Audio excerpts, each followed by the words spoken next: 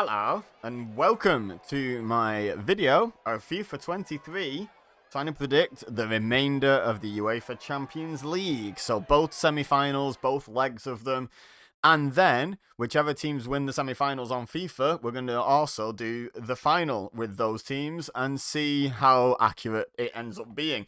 So, we're going to start with Real Madrid versus Manchester City. The first leg in Madrid was very uneventful, honestly. No highlights in the first half at all. Like, Edison made a few saves in the second half to keep Manchester City in it, but generally, pretty dull, uneventful affair. And we go back to the Etihad, 0-0. Now, on to the first leg of the Milan derby semi-final. AC Milan, officially the home team here, hosting Inter Milan. And this one had a little bit more going on, fortunately. So on the 22nd minute, there was a corner for AC Milan that was headed out as far as Benassa, I think his name is, who nodded it down to Tomori, passed it into Messias, who scored. So we've actually had a goal in this one. Lovely goal. You know, not much more to say about that, but 1-0 to AC Milan. Then Leao was, I think that's how you say his name, was denied on the 34th minute, and then from the counter-attack, we end up at the other end with Martinez setting up Mkhitaryan for the 40th minute equaliser. 1-1 at half-time, all to play for. Onana, what's my name, made a great save from Giroud on the 70th minute, and could do nothing, however, about the excellent team goal that AC Milan scored. They played well as a team in this match. Like, they had like 97% passing accuracy at one point. And this goal consisted of 15 passes from the defence through to the goal, 9 players involved, only the goalkeeper and 1 outfield player not touching the ball during this build. And the finale was Brahim setting up Giroud to slot it home on in the 85th minute. And that was full time, 2-1 to AC Milan, ready for the return leg with the advantage. Now, speaking of that return leg, that would be next. So this time, we're still in the San Siro, but Inter are officially the home team, and AC Milan are the away team. And this went great for Inter. The first player to touch the ball for Inter Milan was the goalkeeper, picking it out at the back of the net. So from kickoff, AC Milan put together another beautiful passing sequence, 12 passes this time. No Inter player came anywhere near touching the ball, and Messias scored the opener again. So he opened the scoring in both legs of this semi-final, and great performance by him. AC Milan were denied a second goal from Benassa hitting a long shot, forcing a good save from Onana, what's my name, on the 26th minute. Messias almost doubled his tally on the 42nd minute, but was denied by the woodwork this time. No save, just the goal was a few inches too small for Messias there. And honestly, Inter were completely stifled in the first half. I don't think they really had a shot. I think they had one shot that was like charged down by a defender and wasn't really any risk at all. And that was it in the first half. They were completely shut out. Now, in the second half, more of the same, honestly. Benassa denied in the 63rd minute from a shot outside the box, saved by Onana. What's my name? I'm going to do that every time. Then Tonali took the corner. A little bit of interplay happened. Tonali ended up in the penalty area and forced a good save by Onana, and then got to the rebound for the header, but headed it over, so could not double the lead and put this tie beyond any doubt at all.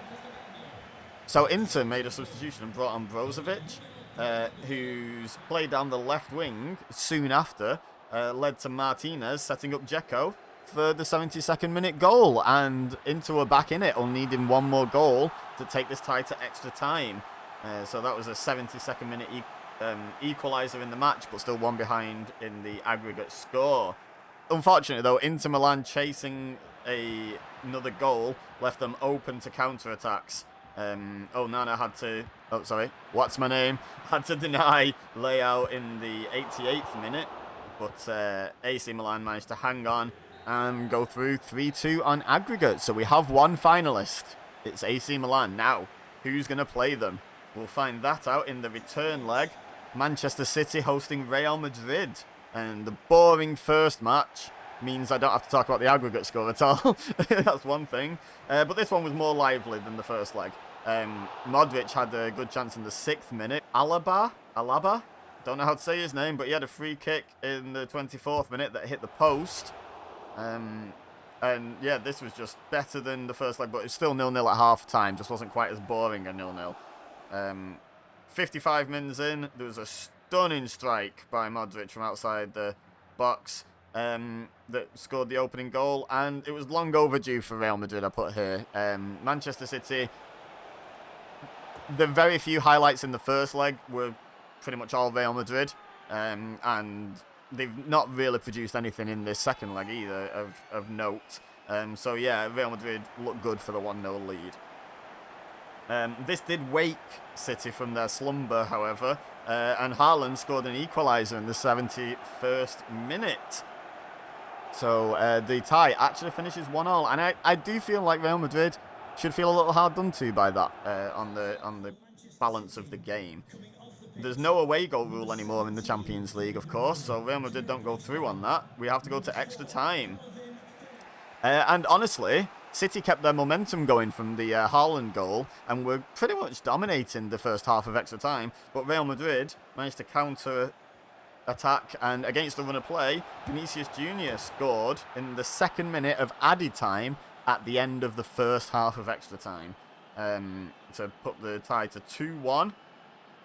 And then obviously we had half time, and then the second half of extra time, Ederson made a very good double save in the 112th minute to keep City in it. And then Courtois denied Haaland on the stroke of full time, like the 120th minute pretty much. Might have just been the 119th, but Courtois producing a crucial save for Real Madrid to stop the tie going to penalties, and Real Madrid go through 2-1. So we have our final setup. We have Real Madrid versus AC Milan. And the first real chance of this final was on the 15th minute. Benzema had a shot from the edge of the area that forced a good save. The subsequent corner, was placed perfectly right on Benzema's head.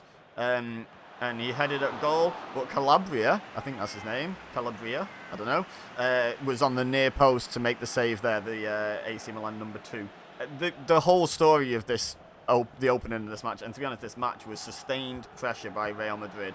Kroos, I don't know how you say his name, had a long shot on the 21st minute that went just over the bar. Don't think the keeper was that close to it either. The pressure eventually paid off when Vinicius Jr. set up Benzema beautifully with like a reverse pass. Benzema slotted home on the 27th minute, 1-0. And again, like I said in the semi-final, the second leg, well deserved for Real Madrid. They absolutely deserve to be ahead here. Benzema was denied a second in the 36th minute. And, here's a name for me, Tchouaméni. That's what I'm going with. Had a long shot just before half-time that was comfortably saved and held on to by the Milan keeper. AC Milan had no shots in the first half, 0. Like, absolutely dreadful display. And to be honest, things didn't look up in the second half when Vinicius Jr. displayed some excellent skills taking on AC Milan defenders, and then a beautiful back heel to Benzema, and Benzema doubled his tally, gets a second goal in the 54th minute, and AC Milan are looking in a lot of trouble, but honestly, didn't really step up their game from there, and Luka Modric found himself running at the AC Milan defence with a massive, parting of the Red Sea, or the Red and Black Sea, I guess, of the AC Milan centre-backs. There's a huge divide between them. Modric just ran into the gap that was just left for him and smashed the ball home for 3-0. Just on the 74th minute, I should mention. Just dreadful display by AC Milan. I put they'd been poor, but poor would be an improvement. The first shot of the game, and I'm not kidding, came in the 81st minute, and it was Giroud taking a shot from outside the penalty area, which he pulled wide. I don't think they actually got an opportunity on goal from inside the Real Madrid penalty box in the entire match. And yeah, full time, 3-0, easy for Real Madrid, and rightful defenders, successful defenders of the Champions League trophy. So, I'm going to leave you with the visuals of Real Madrid celebrating with their retained trophy. Please leave a like if you enjoyed this video. Don't forget to subscribe if you're new here. But for now, all I have left to say is thank you very much for watching. As always, I've been Ibeza, you've been amazing, and I'll see you next time.